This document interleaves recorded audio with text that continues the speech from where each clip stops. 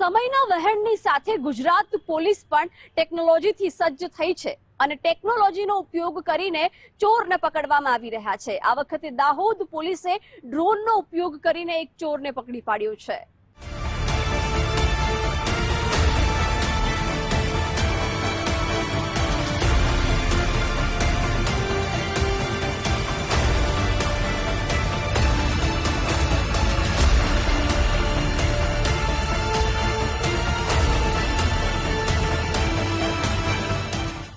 હવે ગુજરાતમાં પોલીસ ગુનાખોરીને ડામવા માટે ડ્રોનનો પણ ઉપયોગ કરી રહી છે, ત્યારે દાહોદમાં પણ પોલીસે ટેકનોલોજીનો ઉપયોગ કરીને ચોરને ઝડપી પાડ્યો છે।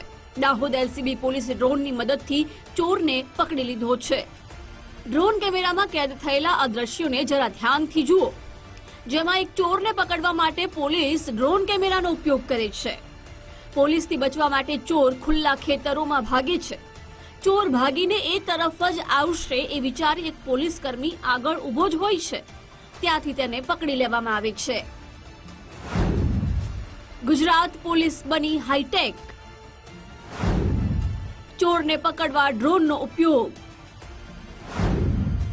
દાહોદ પોલીસે ડ્રોનની મદદથી પકડ્યો ચોર।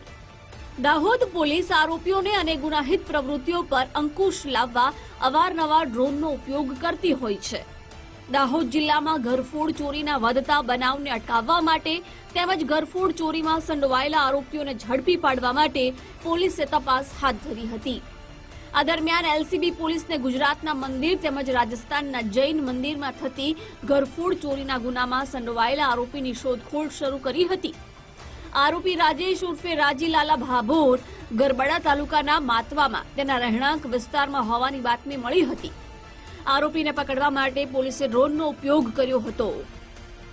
માટે દાહોદ જિલ્લા પોલીસ દ્વારા ડ્રોન ટેકનોલોજીનો આમાં ઉપયોગ કરવામાં આવે છે કે આરોપીની નજીક જતા પહેલા અલગ અલગ ટીમો બધી બાજુ ગોઠવાઈ જાય છે, જે ભાગવાની સંભાવના હોય રસ્તા ઉપર, અને ત્યારબાદ એક ટીમ આરોપીને પકડવા જાય અને ડ્રોન ચાલુ કરી દેવામાં આવે છે, જેથી આરોપી ત્યાંથી ભાગે તો ડ્રોનની મદદથી કઈ દિશામાં ભાગ્યો અને એ દિશામાં કઈ ટીમ છે કે કયા કર્મચારી છે એને એલર્ટ કરી અને એના દ્વારા પકડી પાડવામાં આવે। તો આ રીતે રાજેશ લાલા ડામોરને દાહોદ જિલ્લા પોલીસની એલસીબી પીઆઈ ગામેતીના નેતૃત્વ હેઠળ પીએસઆઈ સંજય રાઠોડ અને એમની ટીમે પકડી પાડેલ છે। 1 કિલોમીટર જેટલો પીછો કરી પકડ્યો ચોરને। પોલીસને જોઈ આરોપી ખેતરમાં ભાગ્યો। ઝાલોદ તાલુકાના વરુડ ખાતે આવેલા મહાદેવના મંદિરમાંથી થોડાક દિવસ અગાઉ મૂર્તિ ઉપરના ઘરેણા, કળશ તેમજ દાનના રૂપિયાની ચોરી થઈ હતી। આ ચોરીની તપાસ કરતી પોલીસને જાણવા મળ્યું હતું કે આવી ચોરી રાજસ્થાનના સરહદી જિલ્લામાં પણ થઈ છે, જેથી રાજસ્થાનના એક સીસીટીવી તપાસતા જાણવા મળ્યું હતું કે ચોર દાહોદના મતવા ગામનો રાજેશ ભાભોર છે। તેને પકડવા માટે પોલીસે અલગ અલગ ટીમો બનાવી હતી। આ દરમિયાન પોલીસને બાતમી મળી કે રાજેશ તેના ઘરમાં છે, જેથી પોલીસે ડ્રોન ઉડાવી જોયું તો રાજેશ તેના ઘર પાસે દેખાયો, પરંતુ પોલીસ આવી હોવાની માહિતી આરોપી સુધી પહોંચી ગઈ, જેથી તે મકાનના પાછળના ભાગે આવેલા ખેતરોમાં ભાગવા લાગ્યો। ડ્રોનમાં ચોર ભાગતો દેખાતા ખેતરમાં પહેલાથી જ આગળ પોલીસ કર્મી તેની પાછળ દોડ્યો હતો। અંદાજિત 1 કિલોમીટર સુધી ચોરનો પીછો કરી તેને ફિલ્મી ઢબે ઝડપી લીધો હતો।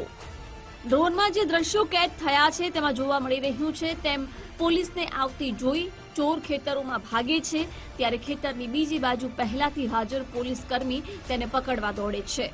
આગળ ચોર ભાગે છે, તેની પાછળ પોલીસ કર્મી દોડે છે અને તેને પકડી પાડે છે। આ બધું ઉપરના ડ્રોનમાં કેદ થઈ રહ્યું છે।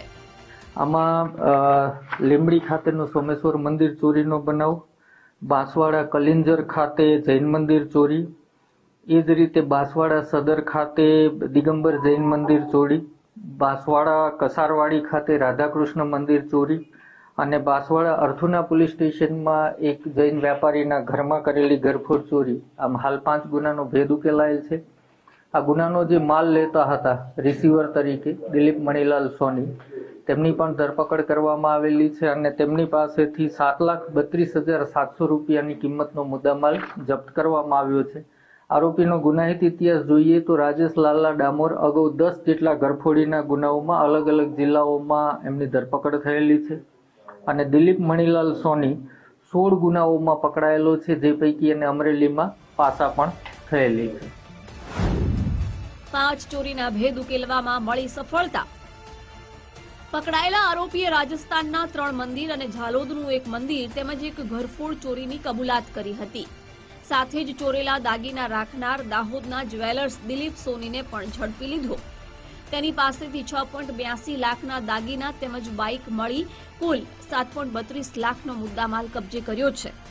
આ સિવાય ગાંજાની ખેતીનો પર્દાફાશ કરવામાં સફળતા મળી હતી, તો અફીણ ભરેલી ગાડી પણ જંગલમાંથી ડ્રોનની મદદથી શોધી કાઢી હતી. બંને આરોપીઓને પકડી પોલીસ સ્ટેશન લાવ્યા હતા. દાહોદ પોલીસે પહેલીવાર ડ્રોનનો ઉપયોગ કરી ચોરને પકડ્યો હોય એવું નથી. અગાઉ પણ રીઢા ગુનેગારને પકડવા ડ્રોનનો ઉપયોગ કર્યો હતો. આ વખતે પણ હાઈટેક પોલીસે ગુનાનો ભેદ ઉકેલ્યો છે. સાબીર ભાભોર, ગુજરાત ફર્સ્ટ, દાહોદ.